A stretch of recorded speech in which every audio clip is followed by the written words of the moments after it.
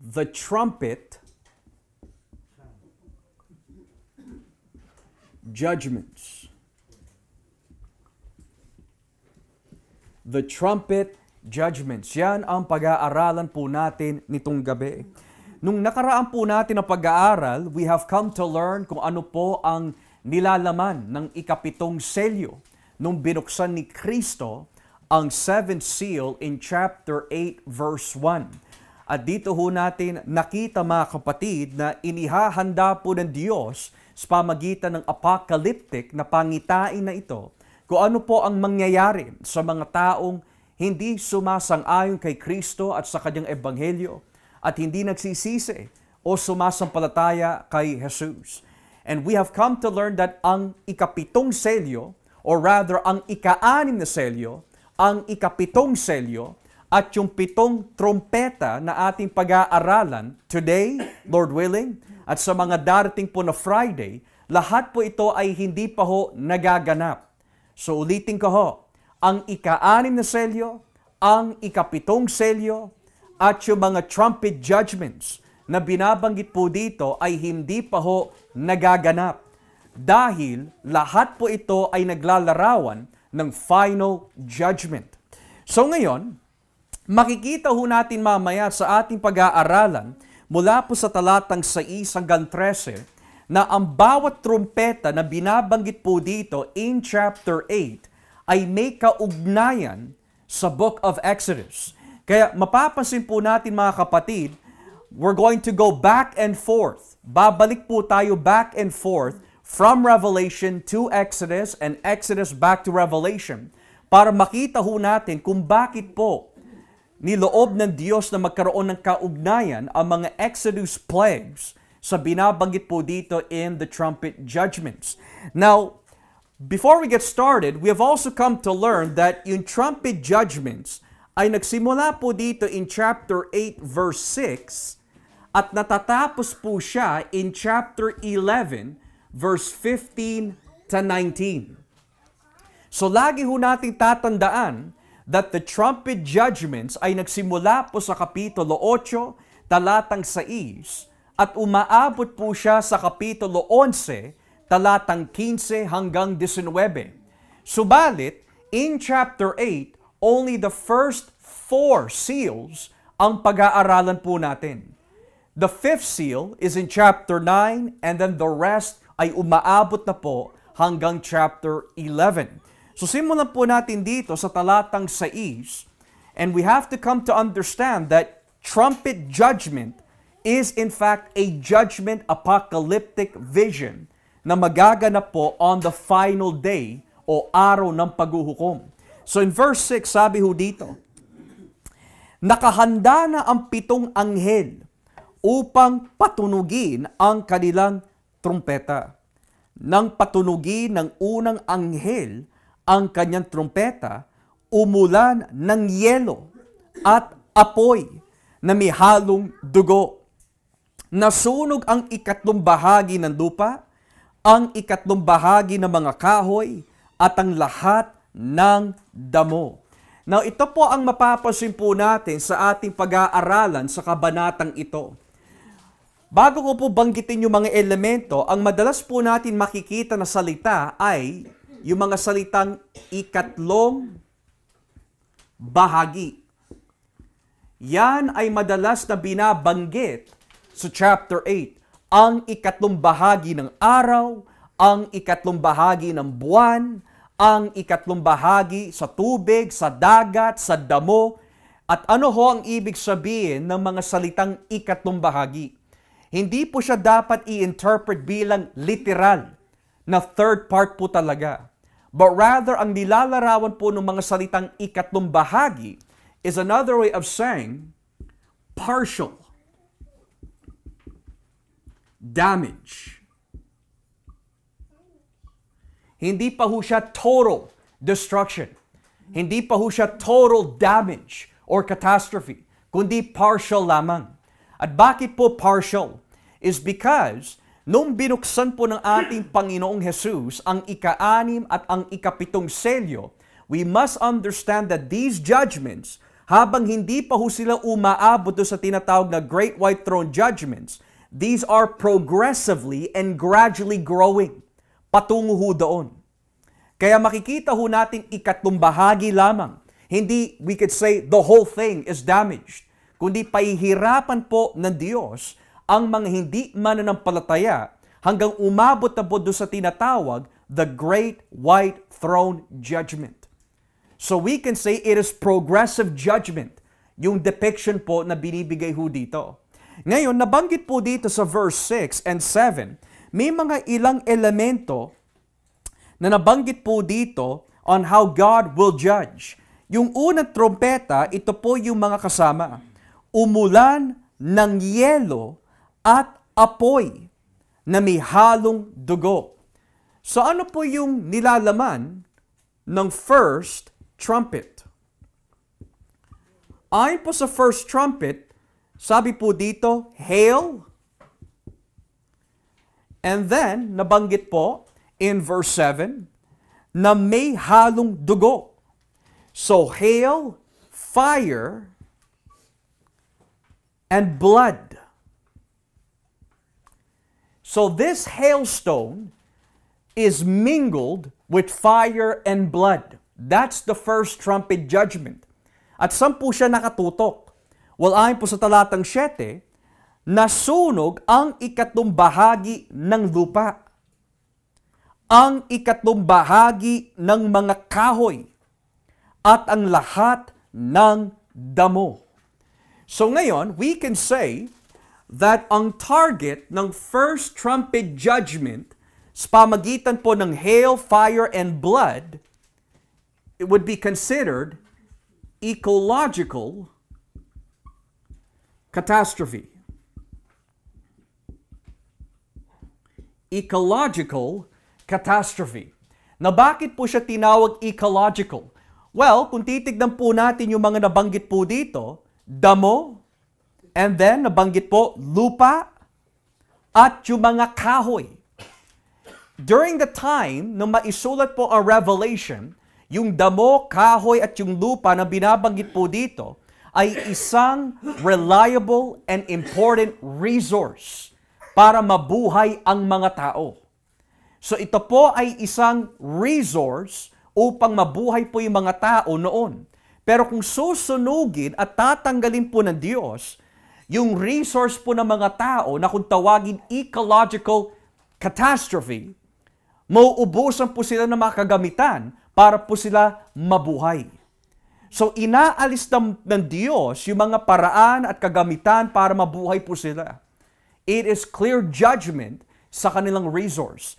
Buot pa ho dito, sabi po ng Biblia sa Exodus chapter 9, dahil may kaugnayan po ang Exodus sa mga nabanggit ho dito. Exodus chapter 9, at simulan po natin ang basa mga kapatid in verse 21. Exodus chapter 9, verse 21. Tignan niyo po ang nakalagay. Exodus chapter 9, verse 21. Sabi po ng Biblia, pero may ilan na binaliwala ang babala ng Panginoon. Pinabayaan lang nila ang mga hayop at alipin nila sa labas.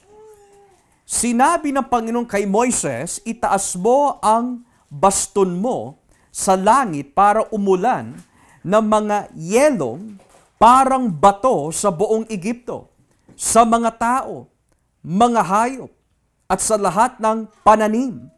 Kaya itinaas niya ang kanyang baston at nagpadala ang Panginoon ng kulog, mga yelo na parang bato at kidlat.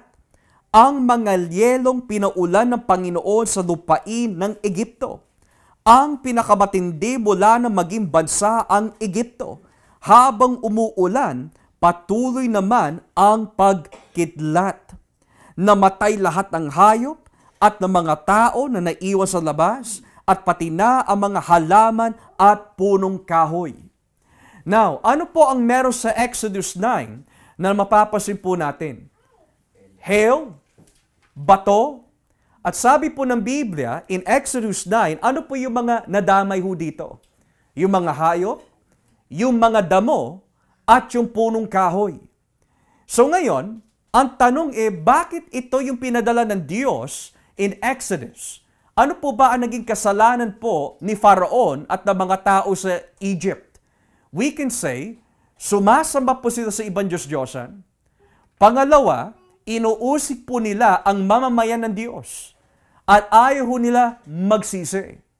Ngayon, dahil yan po ang background ng Revelation 8, pati na rin po yung pamumuhay ng mga tao in Revelation 8 ay may kaugnayan dun sa mga nabanggit sa Exodus 9. In Revelation 8, ano po ba ang problema ng mga tao kung bakit sila pinarurusahan ng Diyos? Well, inusig po nila ang mamamayan ni Kristo. Pangalawa, sinasamba po nila ang halimaw. Pangatlo, dumidepende po sila sa kanilang sariling resources. So makikita ho natin, yung first trumpet judgment, mga kapatid, ay may kaugnayan dito sa Exodus chapter 9. Kung ano po yung ginawa ng Diyos in Exodus, yan pa rin po ang kanyang gagawin in the New Testament judgment. Now, pagpatuloy po natin ang basa, verse 8. Dito po tayo sa talatang 8. Verse 8. Nang patunugin, let's go to Revelation 8 verse 8. Nang patunugin ng ikalawang anghel ang kanyang trumpeta, bumagsak sa dagat ang parang malaking bundok na nagliliyab at naging dugo ang ikatlong bahagi ng dagat.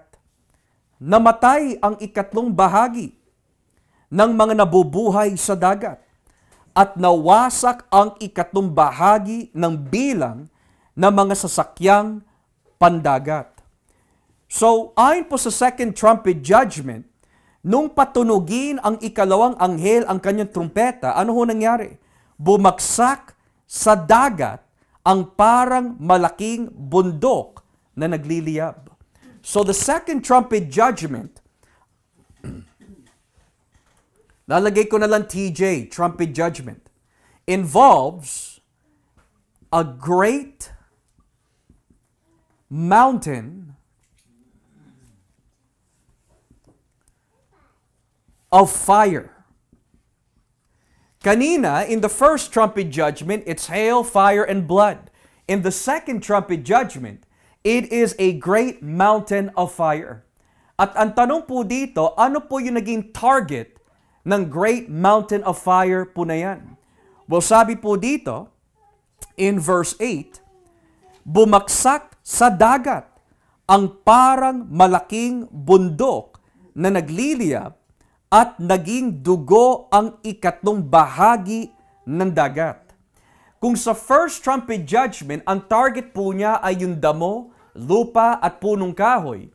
In the second trumpet judgment, ano po ang naging target po nito? Yung dagat. At ano po ang naging resulta ng dagat? Well, sabi po dito, naging dugo ang ikatlong bahagi ng dagat. Namatay ang ikatlong bahagi ng mga nabubuhay sa dagat at nawasak ang ikatlong bahagi ng bilang ng mga sasakyang pandagat. Now, if you turn with me in Exodus chapter 7, may kaugnayan ulit po ito sa mga nangyari sa Egypto. Exodus chapter 7, at simulan po natin dito sa talatang 17. Exodus chapter 7 verse 17. Tignan niyo po yung nakalagay ho dito. Exodus 7 verse 17, pababa. Ako ang Panginoon ay nagsasabing, sa pamagitan ng gagawin ko, malalaman mo na ako ang Panginoon. Sa pamagitan ng bastong ito, hahampasin ko ang tubig ng Nilo at magiging dugo ang tubig. Mamamatay ang mga isda at babaho ang ilog at hindi na makakainom dito ang mga Egyptio. Sinabi pa ng Panginoon kay Moises, sabihin mo kay Aaron na iunat niya ang kanyang baston sa lahat ng tubig ng Egypto, sa mga ilog, sapa, kanal at sa lahat ng pinag-iipunan na tubig, at magiging dugo ang lahat ng ito. Ganito ang mangyayari sa buong lupain ng Egypto. Kahit na ang mga tubig sa mangsisidlang kahoy o bato ay magiging dugo. Sinunod nila si Moises at Aaron, ang iniutos ng Panginoon. Habang nakatingin ang Faraon at kanyang opisyal, itinaas ni Aaron ang kanyang baston at hinampas ang ilog ng Nilo, at naging dugo ang tubig. Now, in Revelation 8, ano po yung mga nadamay po dito? Well, ang second trumpet judgment ay tumutukoy po sa Exodus chapter 7. Di po ba? Pero ang mga nadamay po in Revelation 8, sabi po ng Biblia, are people and ships. Now, the question is, bakit kailangan banggitin na nadamay po yung mga ships at yung mga tao nung bumaksak yung sinasabing Great Mountain of Fire? Because in Revelation 8, sabi ho dito, namatay ang ikatlong bahagi ng mga nabubuhay sa dagat at nawasak ang ikatlong bahagi ng bilang ng mga sasakyang pandagat. So just to correct, hindi pala people, but rather fish and ships. Fish and ships ang nadamay po dito.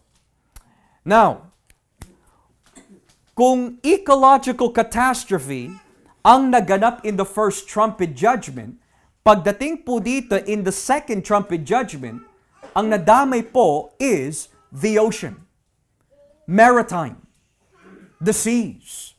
So tinanggal po ng Diyos yung kahoy, inalis po ng Diyos yung damo, ngayon aalisin po ng Diyos yung mga isda at yung mga ginagamit pandagat. And why is that important to understand this evening? Dahil unting-unti po natin makikita, aalisin po ng Diyos ang mga resources po ng tao dahil ayaw po nila magsisi sa Panginoon. So yung mga bagay na pinagkakatiwalaan po ng tao, kasi iniisip po nila, hindi ko kailangan ng Diyos. Hindi ko kailangan yung kapangyarihan ng Diyos, hindi ko kailangan ang biyaya ng Diyos. Sapat na sa akin yung mga kayamanan dito sa lupa. Pero bilang judgment po ng Panginoon laban sa mga ito, ang sabi po ng Biblia, wawasakin ng Diyos ang lahat ng mga bagay kung saan nakatuon ang kanilang pagtitiwala. Kaya tignan niyo po yung sinasabi po dito in the book of Isaiah chapter 2. Isaiah chapter 2 beginning at verse 12. Isaiah chapter 2 beginning at verse 12. Isaiah chapter 2 beginning at verse 12 to 16. Tignan niyo po yung nakalagay ho dito.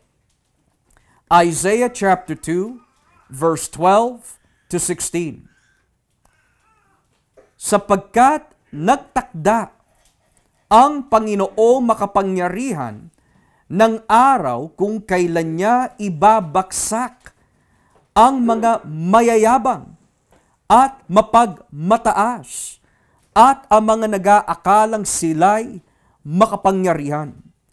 Puputulin niya ang lahat ng matataas na puno ng sidro sa Lebanon at ang lahat ng puno ng ensina sa Bashan.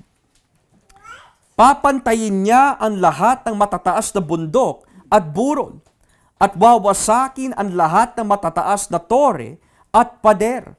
Palulubugin niya ang lahat ng barko sa Tarshish at ang nagagandahang sasakyang pandagat. So ano po yung mga nabanggit po dito na wawasakin po ng Diyos sa araw ng Panginoon?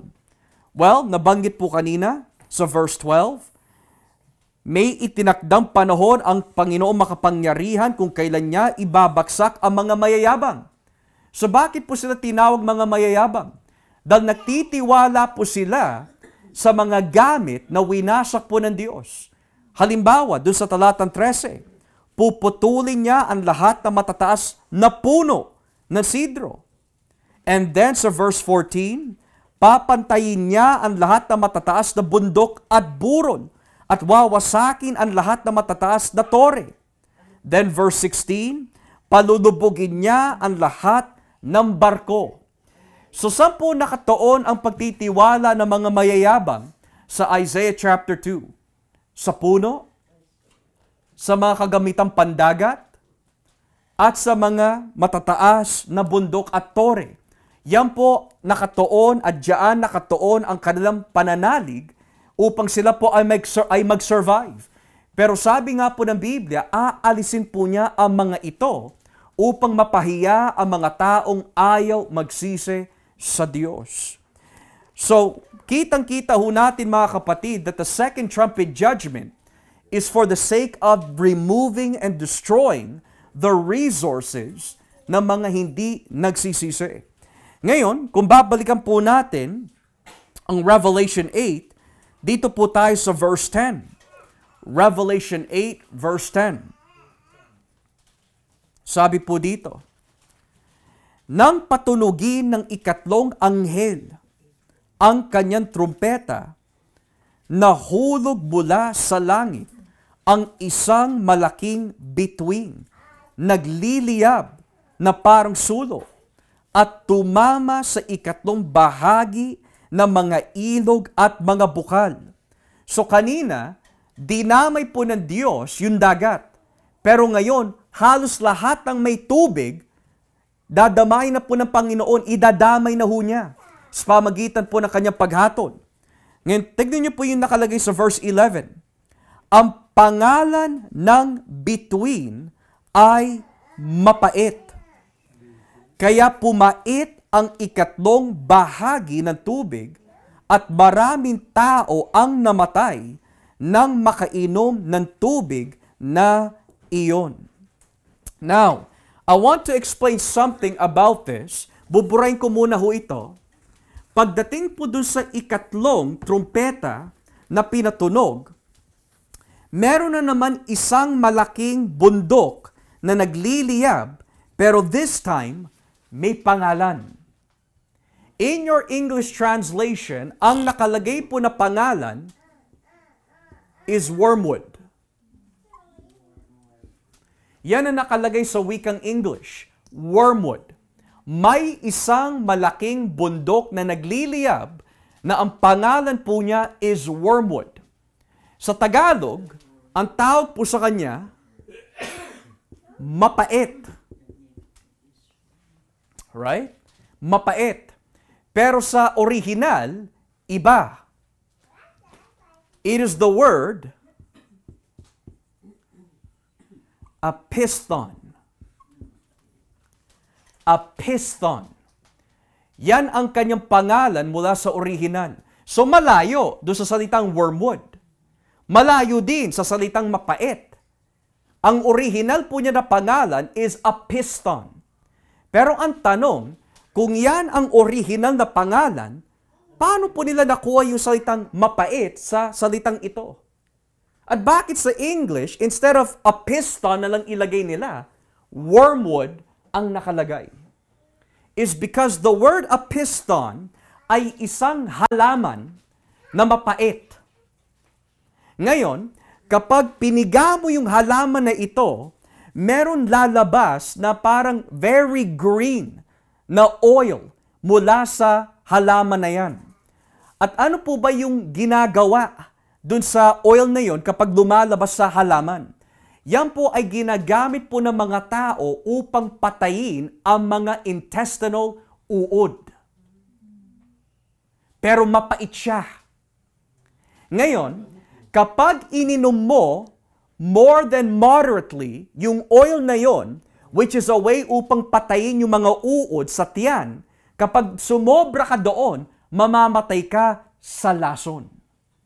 Kaya, kapag sa unang pag-inom mo ng apiston, mapait siya. Kapag sumobra ka sa pag-inom nito, mamamatay ka dahil tatad po siya ng lason kapag na-overdose ka. So ano po ang ginawa ng Panginoon? Well, yung bato na nagliliyab, ang epekto po niya mga kapatid, ay naghahatid ng lason sa lahat ng mga ilog at bukal. Nang ibig sabihin, sinunog na po ng Diyos ang mga damo, sinunog na po niya ang punong kahoy, pinatay niya halos lahat ng mga isda sa dagat. So ano pa kaya ang kakainin ng mga tao? Ano pa ang iinumin pa nila kung yung mga ilog, bukal at dagat ay hinatulan na ng Diyos? Moreover, yung salitang wormwood ay makikita din po sa Lumang Tipan. Matter of fact, if you turn with me here mga kapatid, in the book of Jeremiah chapter 9, Jeremiah chapter 9, makikita ho natin that yung salitang wormwood ay ginamit po sa Lumang Tipan. Jeremiah 9, verse 14 to 15. Tignan niyo po ang nakalagay dito. Matter of fact, itaas po natin na basa sa talatang 13 para mas buo. Jeremiah 9, verses 13 and following. Tignan niyo po ang nakalagay. Sumagot ang Panginoon, nangyari ito dahil hindi nila sinunod ang mga utos na ibinigay ko sa kanila. Hindi sila sumunod sa akin o sa mga utos ko. Sa halip, sinunod nila ang kapasyahan na matigas nilang mga puso. Sumamba sila kay Baal, gaya ng itinuro sa kanila ng mga ninuno nila. Kaya ako, ang Panginoong makapangyarihan, ang Diyos ng Israel, ay nagsabing, pakakainin ko ang mga taong ito ng mapait na pagkain at paiinumin ng tubig na may lason. Look what it says in English. Therefore, this is what the Lord God Almighty says, the God of Israel, see, I will make this people eat bitter food and drink poisoned water. Ngayon, sa mas literal na salin sa English, hindi poison water ang nakalagay po doon. Wormwood ang nakalagay doon. It is wormwood.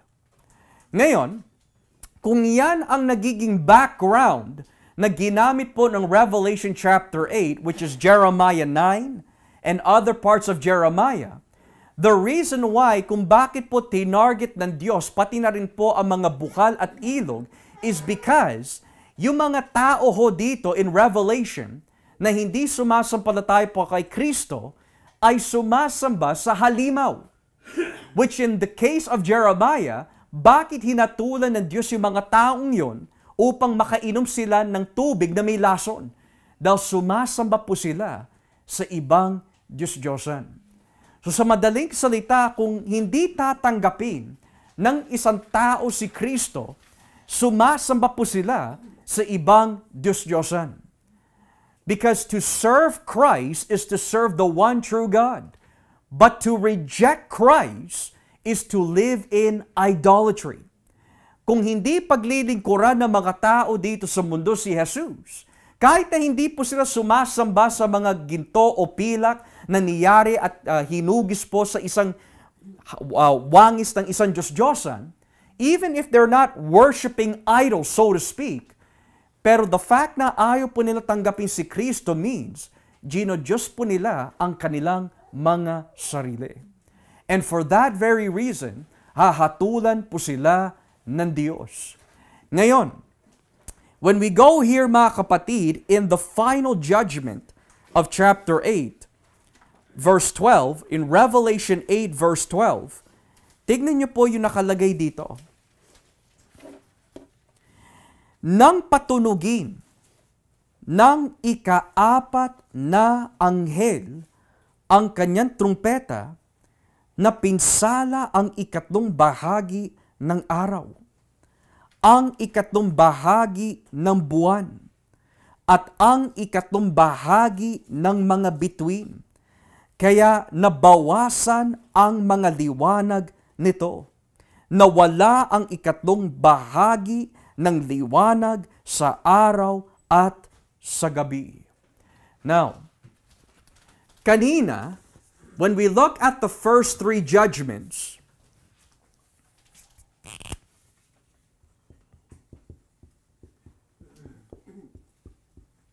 Ano po yung mga napansin po natin na nadamay ho? Well, nadamay po ang damo, lupa, punong kahoy, then nadamay po dito yung dagat, ships, and then nadamay pa ho yung tinatawag na bukal at ilog. Now, what do they all have in common? They're all on the earth. Pero yung ikaapat na trumpeta, ano po yung dinamay ho niya? Yung buwan, yung araw, at yung mga bituin. So we can say that the fourth trumpet judgment is called a cosmological catastrophe.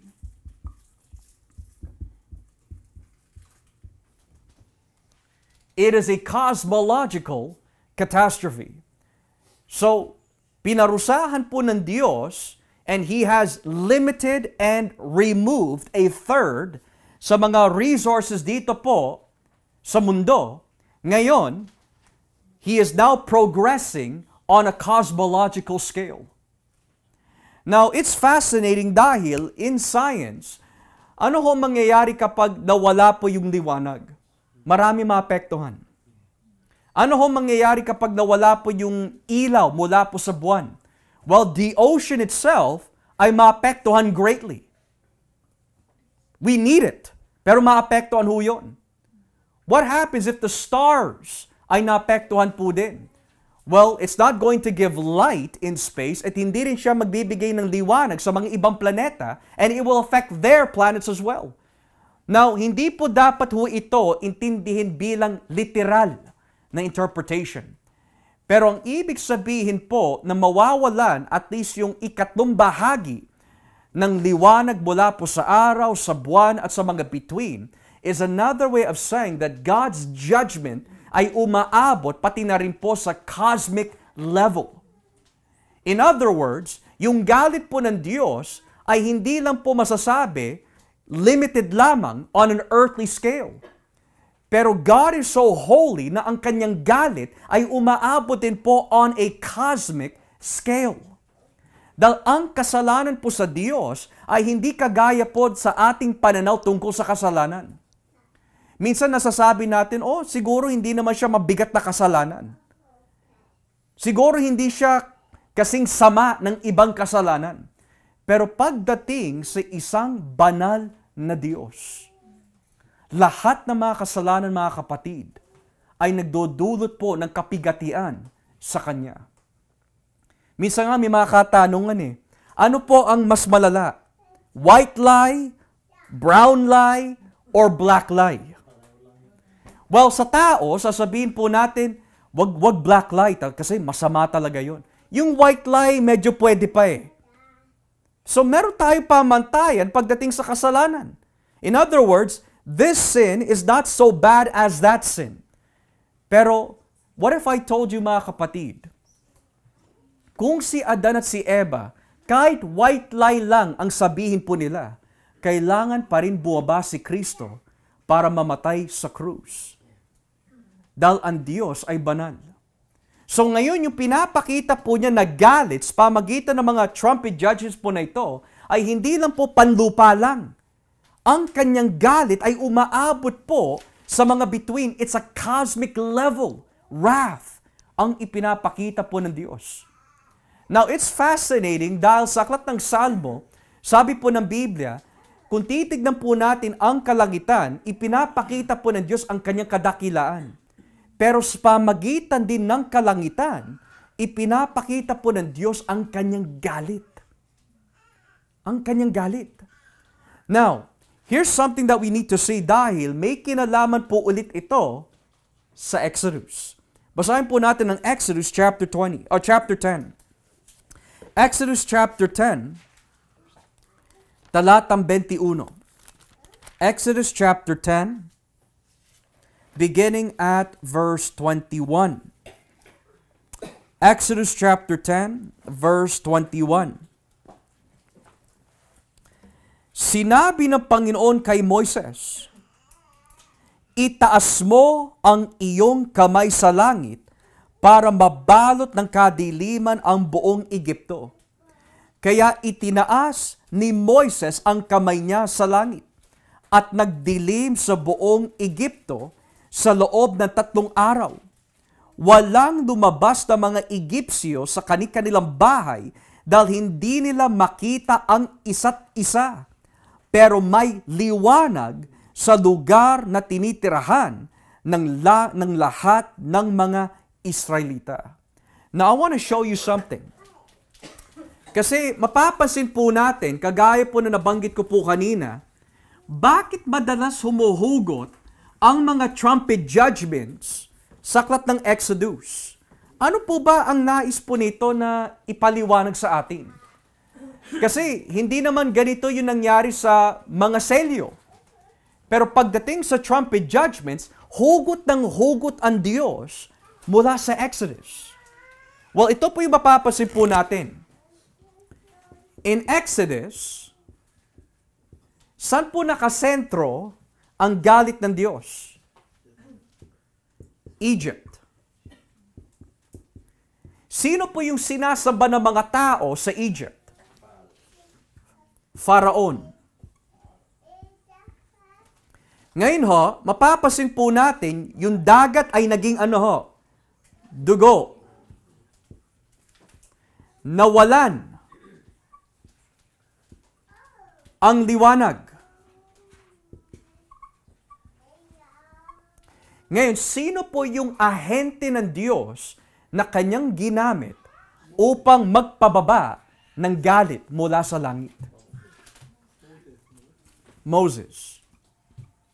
So in other words, kung hindi ginamit ng Diyos si Moses, hindi mararanasan ni Pharaon yung galit ng Diyos.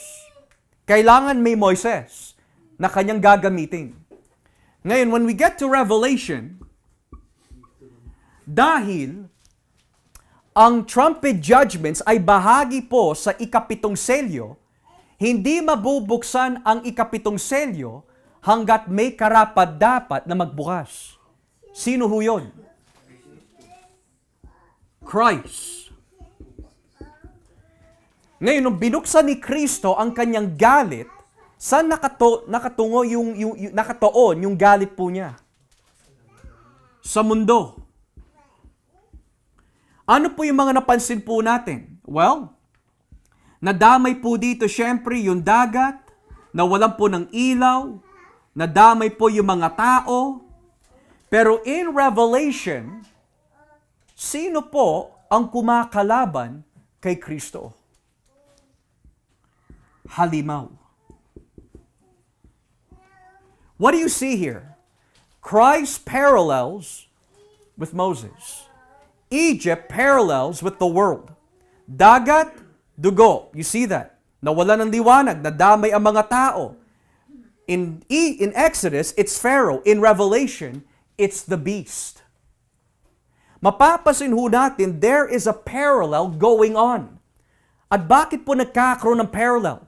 Because nais po ipresenta ng Diyos sa bagong tipan, kung yung mga tao sa Ehipto ay hindi naligtas dahil hindi sila nagsisi, ito rin ang magiging resulta sa mga tao sa bagong kasunduan na hindi rin magsisisi.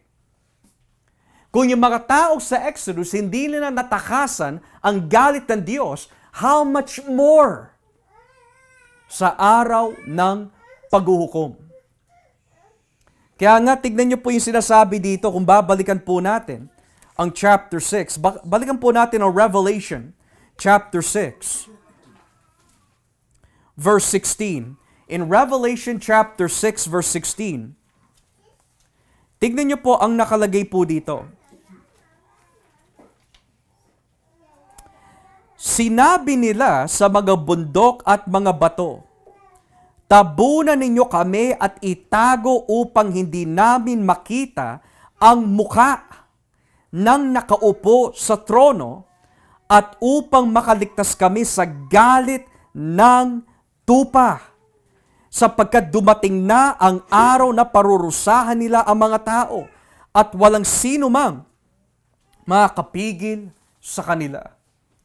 So, kung titignan po natin yung dalawang parallel, nakatakas po ba sila Faraon at yung mga hindi nagsisi? Hindi ho. Namatay po sila saan? Sa dagat. So, hindi sila nakatakas.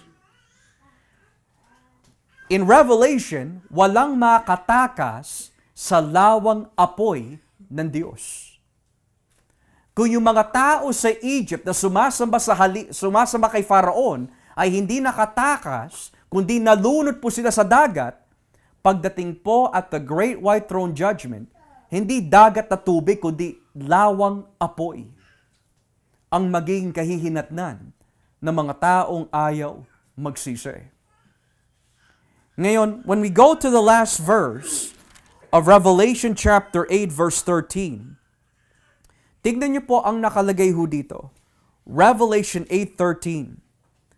Pagkatapos, nakita ko ang isang agila na lumilipad sa himpipawid at sumisigaw na malakas, nakakaawa, kawawang-kawawa ang mga nakatira sa lupa kapag pinatunog na ng 3 pang anghel ang mga trumpeta nila. Now, there are 2 things na mapapansin niyo po in verse 13 of Revelation 8. May 2 bagay na makikita ho tayo na binanggit po dyan that we must not miss out. Unang-una, ano po yung hayop na binanggit po dito? Agila. At pangalawa, sa Tagalog, ang binanggit lang po dito ay yung salitang himpapawid. Pero ang mas literal na salin is better translated mid-heaven. Or sa isang literal na salin, zenith, ang kung tawagin. Zenith is another way of saying, ito na po yung pinaka-highest point sa isang lugar. Highest point. Yun ang ibig sabihin po ng salitang zenith. Yung pinaka-highest point. Pero in your translations, ang ginagamit po dito is mid-air or mid-heaven. Now, bago ko po ipaliwanag ho ito, the question is, ano po bang ibig sabihin nang makita po ni Juan na may agila? Kasi in Revelation, usually kapag may binabanggit po na agila, may kaugnayan po ito sa mga anghel na may mukha na parang agila. Pero it is probably not the same creature na binabanggit po earlier in chapter 4 of Revelation, kundi iba pa ho ito. Okay? Moreover, kapag binanggit po ba yung salitang agila sa lumang tipan, kung saan madalas humuhugot po ang Revelation, anong nilalarawan po nun? Well, let's go here mga kapatid in Jeremiah chapter 48. Jeremiah chapter 48. Ano po ba ang nilalarawan ng agila when it comes to the Old Testament? Jeremiah 48 verse 40. Tignan niyo po. Verse 40. Jeremiah 48 verse 40. Tignan niyo po ang nakalagay. Sinabi pa ng Panginoon, tingnan niyo, ang kaaway ng Moab ay parang agila na dumilipad para dagitin ito. Sasakupin ang mga lungsod at ang mga kampo ng Moab. Sa mga araw na iyon, matatakot ang mga sundalo ng Moab katulad ng isang babaeng malapit ng manganak. Mawawasak ang Moab dahil sa paghihimagsik niya sa Panginoon. So hinalintulad po ng Diyos ang gagamitin po niya na bansa upang hatulan po ang Moab sa isang agila. Buot pa ho dito in chapter 49 ng Jeremiah. Next chapter, chapter 49, verse 22. Jeremiah 49, verse 22. Jeremias 49, talatang 22. Tignan niyo po ang nakalagay. Tingnan niyo, ang kaaway ay parang agila na lumilipad na dadagit sa mga taga-Bosra. Sa panahong iyon matatakot at magiging parang babaeng malapit na mga anak ang mga sundalo sa Edom. Ngayon, in chapter 48, sino po ang parurusahan po ng Diyos na parang agila? Moab. Chapter 49, Edom. This is another way of saying universal judgment.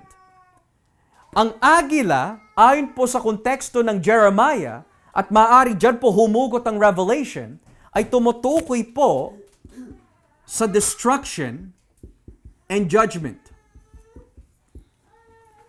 Yan ang nilalarawan po ng agila. Destruction. Ayon po sa Lumang Tipan. At dahil po ang Revelation, hindi po siya dapat i-interpret literally, kundi meron po itong nilalarawan, the reason why may lumilipad po na agila na nagpo-proclaim, woe! Woe! Woe! Kaawa-awa! Kaawa-awa! Kaawa-awa! Dahil may darating na kaparusahan. Moreover, yung salitang woe, in your English translation, ay binanggit po ng 3 beses. In your own time, kapag binasa niyo po ang Isaiah hanggang sa mga minor prophets, ang madalas na kanilang ginagamit na salita kapag may parating na paghatol ng Diyos sa kanila o parusa is the word woe. At ano po ang ibig sabihin ng woe? Kaawa-awa kayo. Kaawa-awa kayo. In other words, sa wikang English, you are good as dead. Yun ang ibig sabihin po na salitang woe. You are good as dead. Hindi mo matatakasan ito. Kahit saan ka pumunta, hindi mo matatakasan ito. Kaya, 3 beses ginamit po yung salitang woe. Now, it's interesting dahil kung sa Diyos, ang ginagamit po ng salita ay holy. Holy. Holy.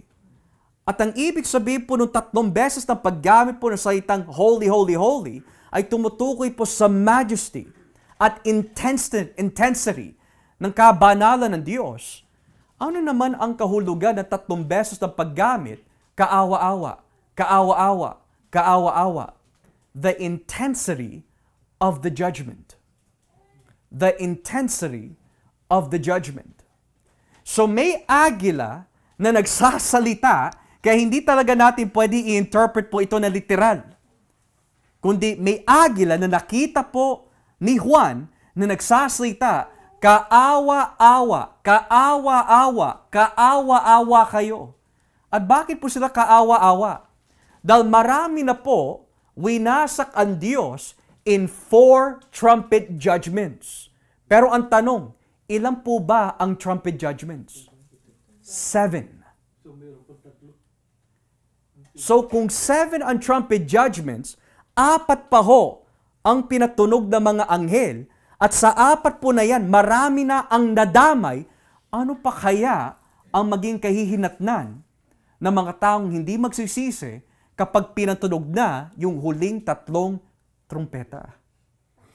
No wonder why, woe, woe, woe, wala na kayong mainom, wala na kayong makain, na wala na kayo ng resource, at hindi pa tapos ang last 3 trumpet judgments. Matindi ang galit ng Diyos. Now, with that being said, bakit importante na alamin po natin kung bakit po binanggit yung salitang mid-heaven? Because in Revelation, tuwing binabanggit po yung salitang mid-heaven, which is another way of saying zenith, kapag sinabi zenith, ito na po yung pinaka-boiling point o pinaka-highest point. Ito yung pinakamataas na lugar. And Revelation uses the word mid-heaven 2 more times.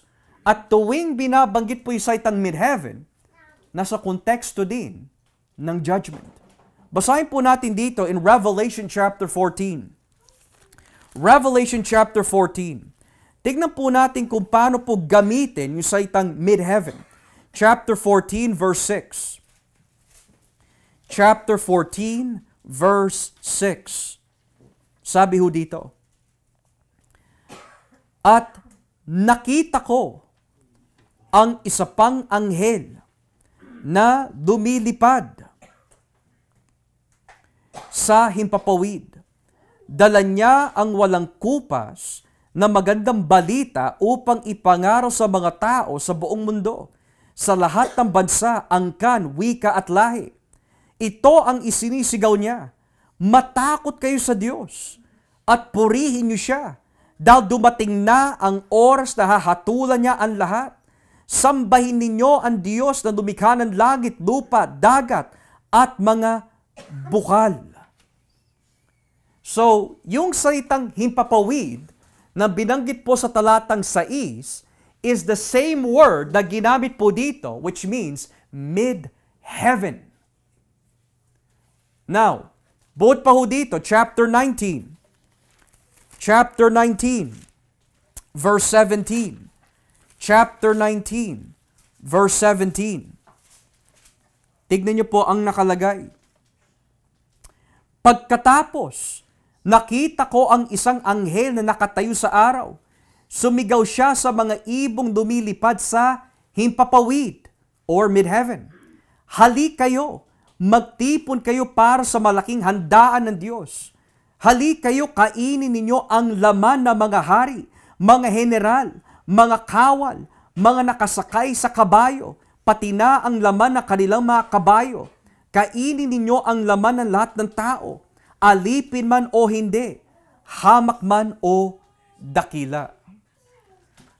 So ngayon, kung titignan po natin mga kapatid, tuwing na binabanggit po yung salitang mid-heaven, binanggit po ito sa chapter 8 verse 13, binanggit po ito sa chapter 14 verse 6, binanggit po ito sa chapter 19 verse 17. What do they all have in common? Judgment. Now, here's the question.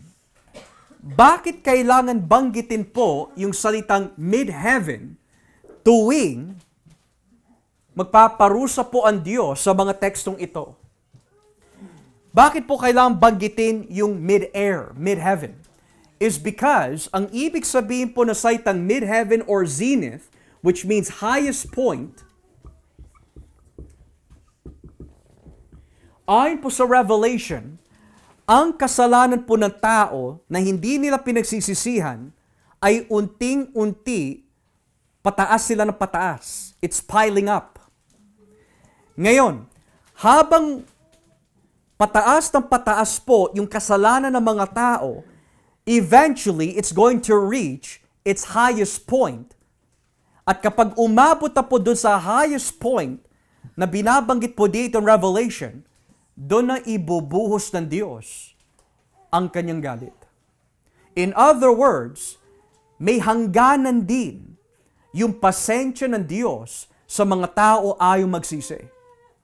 At kapag yung kasalanan ng mga taong ito na hindi nagsisisi, ay umabot na po dun sa mid-heaven or zenith point ng galit at pasensya ng Diyos, ibubuhos na po niya ang kanyang parusa. And I want to show you a good example of how that looks like, mga kapatid. If you turn with me in chapter 17, turn with me chapter 17.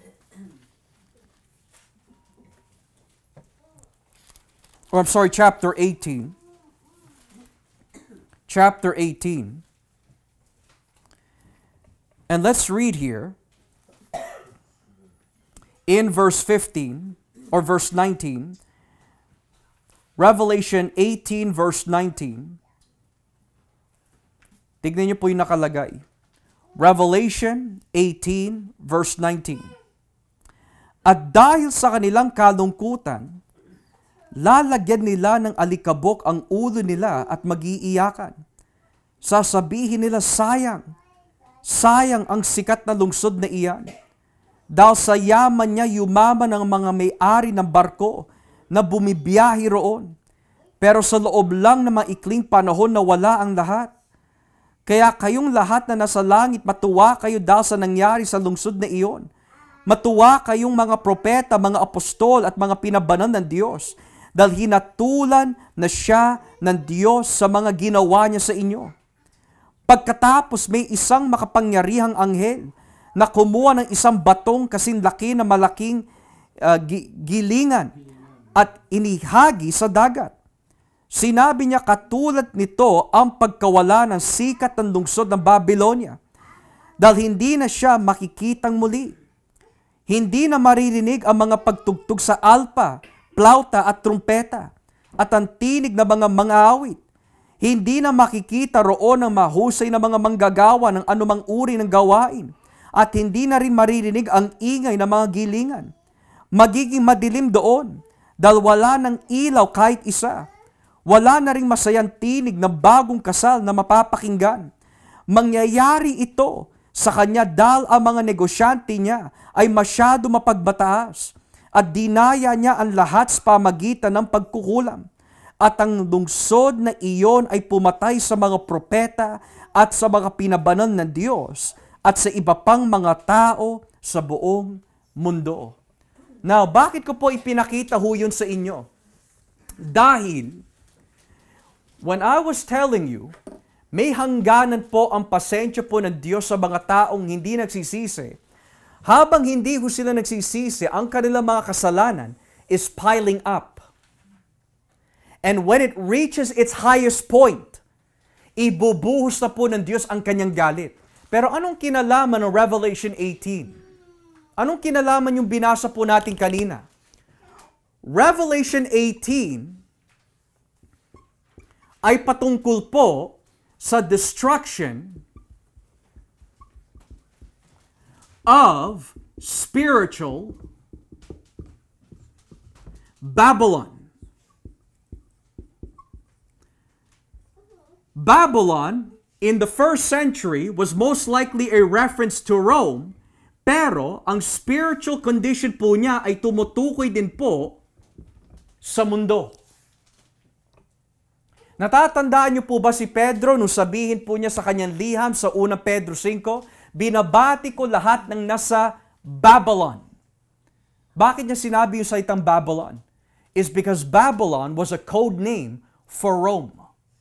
Ngayon, anong ibig sabihin ng Revelation 18? It means dahil ang kasalanan ng mga tao ay umabot na po sa boiling point ng galit ng Diyos in order to bring forth His wrath, yung nakita po natin sa Revelation 18 is the destruction of the world.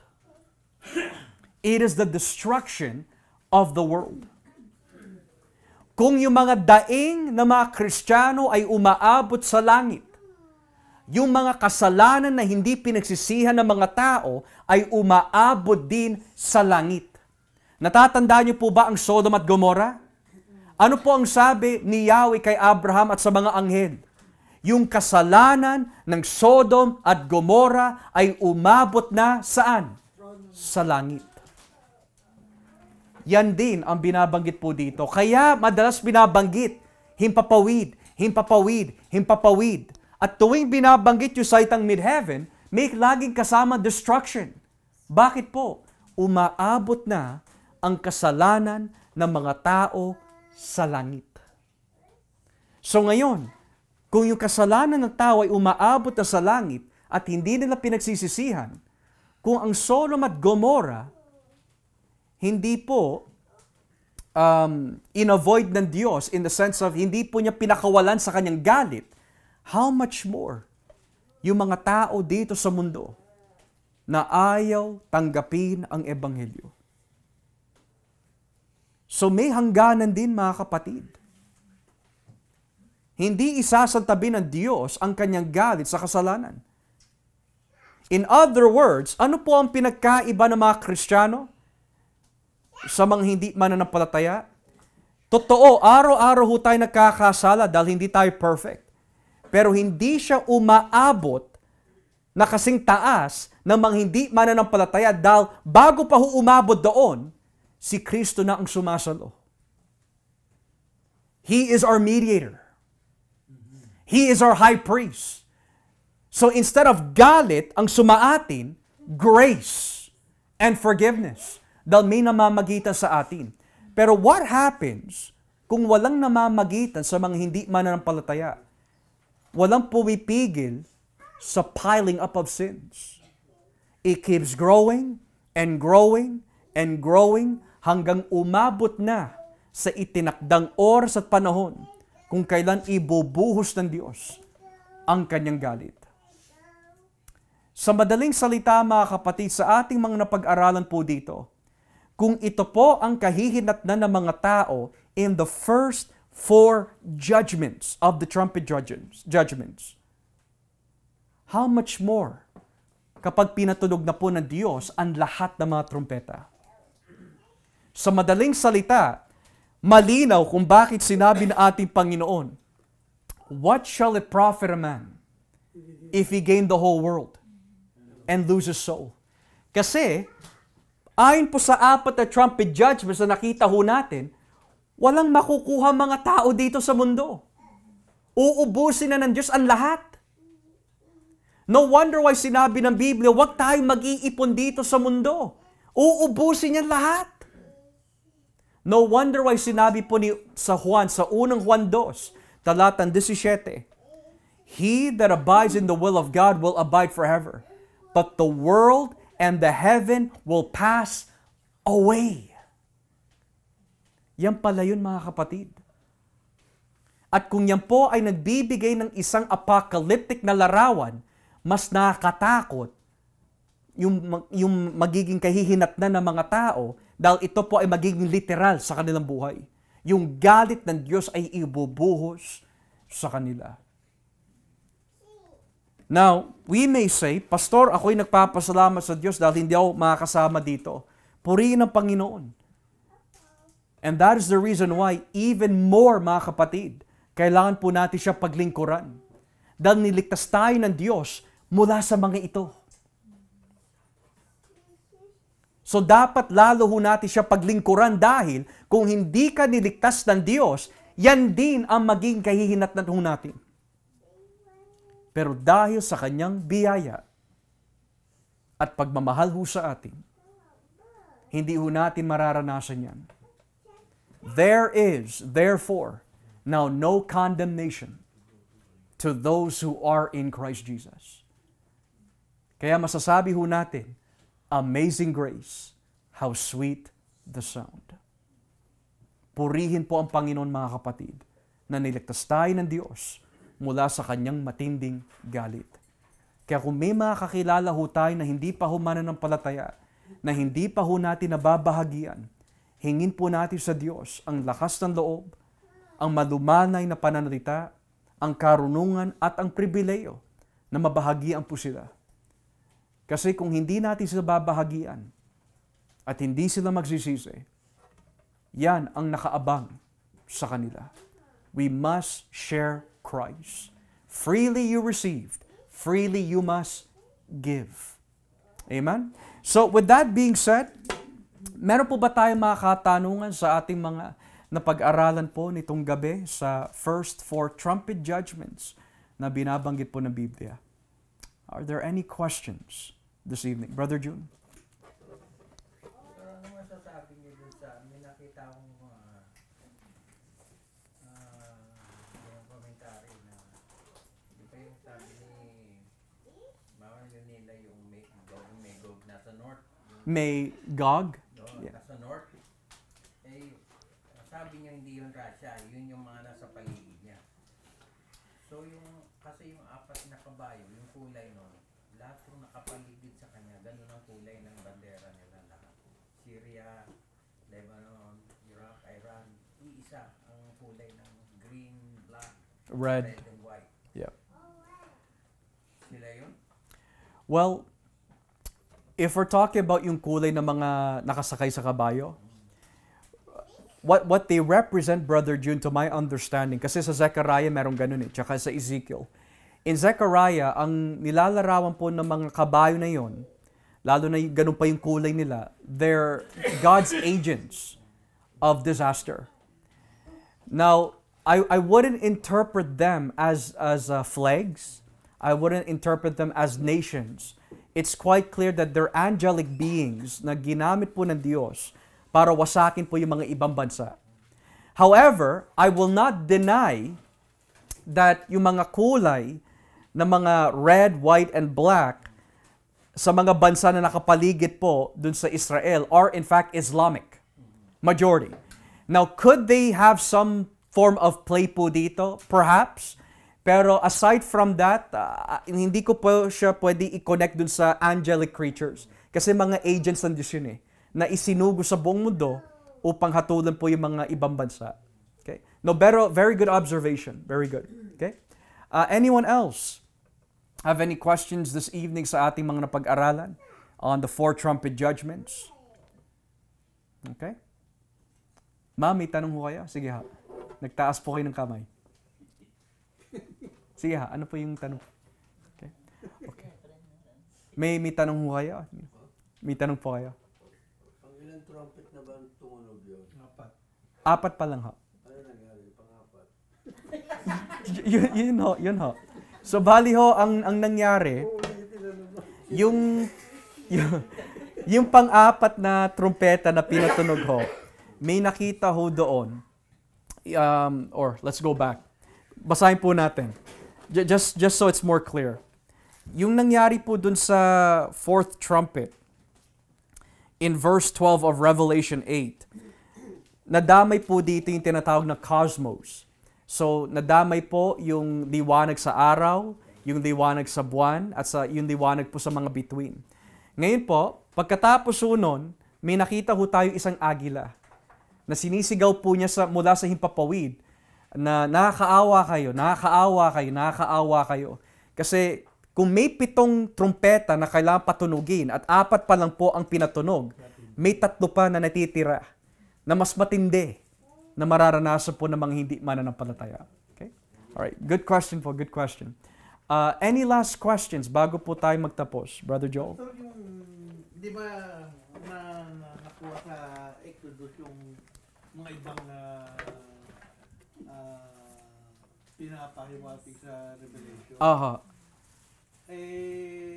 Yung bang katulad yung itong si Himpapawid, meron din yan sa ibang sa Lumang Tipan, sa Exodus o sa From what I can recall, this is just based off memory.